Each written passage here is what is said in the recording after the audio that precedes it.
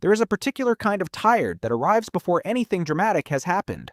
It can show up in receiving a gentle compliment and quickly changing the subject. On the outside, you may look normal. You may even smile, answer, and keep moving. Inside, though, something starts counting the cost. For people living with feeling uncomfortable with kindness, the hardest part is often not the moment itself. It is the small expectation wrapped around it. Respond, explain, be easy, be available, make everyone comfortable. Other people can misread that response. They may call it distant, complicated, antisocial, oversensitive, or ungrateful. But kindness can feel unfamiliar when someone expects every good thing to have a cost. That does not make every retreat healthy, and it does not mean one label explains a whole person. It simply means behavior has a context. Sometimes the thing that looks like a personality flaw is a person trying to create enough room to hear themselves think. Think about the ordinary version of this. You notice the message, the invitation, the question, the expectation. Your body answers before your words do. Your shoulders tighten. You rehearse a reply. You wonder how much of yourself this moment will require. None of that has to mean you dislike people. It may mean your attention has already been divided all day, and one more demand feels larger than it looks from the outside. Modern life is especially good at turning small moments into open tabs. A notification can remain emotionally unfinished. A family question can follow you into the kitchen. A casual plan can become a performance of being the right kind of friend. The issue is not that connection is bad. Connection can be nourishing. The issue is that connection without choice can begin to feel like surveillance obligation or a test you never agreed to take. For many adults, this pattern also has a history. Maybe being easy to manage once felt safer than having needs. Maybe the people around you rewarded the version of you that was useful, cheerful, quick, or low maintenance. Maybe nothing was said directly. You simply learned to read the room. Those early lessons do not determine your future, but they can explain why a tiny request now carries an old emotional weight. This is why self-recognition matters more than self-accusation. Instead of asking what is wrong with me, try asking, what exactly is this moment asking me to spend energy, privacy, attention, emotional labor? The answer may be surprisingly practical. You may need a quieter evening, a clearer boundary, more time before answering, or a way to connect that does not require performing at full volume. There is also a quiet social pressure around feeling uncomfortable with kindness. People often treat the visible behavior as the whole story. They see the delayed reply, the shorter answer, the declined invitation, or the careful expression. They do not see the inner math, how much stimulation has already happened, how much responsibility is sitting on the desk, how much emotional weather has been absorbed from other people. A compassionate interpretation does not excuse harm. It makes room for reality. You are allowed to be curious about what helps. Some people need a transition ritual, a walk around the block 10 minutes with the phone face down music that asks nothing, a shower, a locked door, or a cup of tea before re-entering conversation. These are not magical fixes. They are small ways of telling your nervous system that one chapter has ended and another can begin. The point is not to become perfectly calm. The point is to become easier to find. There is a difference between preference and fear, and you do not have to solve that difference in one dramatic breakthrough. Preference says, this is how I recover. Fear says I am not allowed to be seen. Preference gives you energy back. Fear can make your world smaller.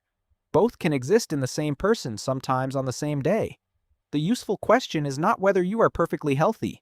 It is whether your choice leaves you more like yourself afterward. That distinction can change how you speak to the people you love. A boundary does not need a courtroom argument. I can't talk right now, but I can tomorrow. I want to come, but I only have an hour. I need a quiet night. Small, honest sentences are not cold.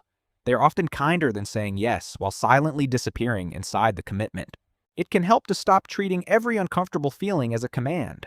Feeling awkward does not always mean you have done something wrong. Feeling tired does not always mean you are lazy. Feeling protective of your time does not always mean you are selfish. A feeling can be a signal, and signals deserve attention. But a signal is not a verdict. You still get to decide what kind of person you want to be in response to it. That is where a little self-trust enters the picture. Self-trust is not the belief that you will always choose perfectly. It is the belief that you can notice your limits, repair when necessary, and try again without turning one difficult moment into a story about your character. When the pressure rises, you do not need a grand explanation for your humanity. You need a pause long enough to choose what is true. People who care deeply are often especially vulnerable to confusing responsibility with total access. They sense a shift in someone's tone, remember the unanswered message, and start writing explanations before anyone has asked for one. Care is valuable, but care without edges can become a full-time job no one assigned you. You can be attentive without being permanently on call. You can be kind without making every other person's comfort your emergency. A more spacious life is usually built through ordinary repetitions. You answer later and survive the discomfort. You name a smaller plan and the relationship remains. You take an evening for yourself and discover that rest does not erase your value. These moments can feel almost too small to count. Yet they are how a nervous system learns a new association. Connection can include choice, and choice can include warmth. The shadow side deserves respect too. When you are tired of being misunderstood, withdrawal can feel wonderfully clean. No explanations, no awkwardness, no chance of disappointing anyone. But complete withdrawal can also protect you from the very experiences that would prove you do not have to earn belonging through performance. The goal is not constant access. It is enough safe access to remain connected to your own life. A useful experiment is to make the next step smaller than your inner critic expects. Not a total reinvention. Try saying thank you without immediately returning the favor. Let it be specific, brief, and reversible. Notice what happens in your body when you choose it. You are collecting information, not grading yourself. Over time, these small choices can teach you that boundaries are not walls and closeness does not have to be exhausting. This matters because adulthood often rewards people for looking endlessly adaptable. We praise the person who is always on, always pleasant, always reachable, always willing to absorb the extra task. Yet a life built entirely around other people's comfort can leave no room for your own signal. Receiving care is not selfish. It is one way of staying in contact with the person you are when the room gets quiet. Maybe you are not difficult. Maybe you have spent a long time translating yourself into a language that made everyone else comfortable. The next chapter is not becoming louder, tougher, or more available than you are. It is learning which forms of connection let you stay present without abandoning yourself. That is not a retreat from life. It is a more honest way back into it. If this feels familiar, notice the moment you most want to edit, hurry, or disappear this week, and ask what it is trying to protect.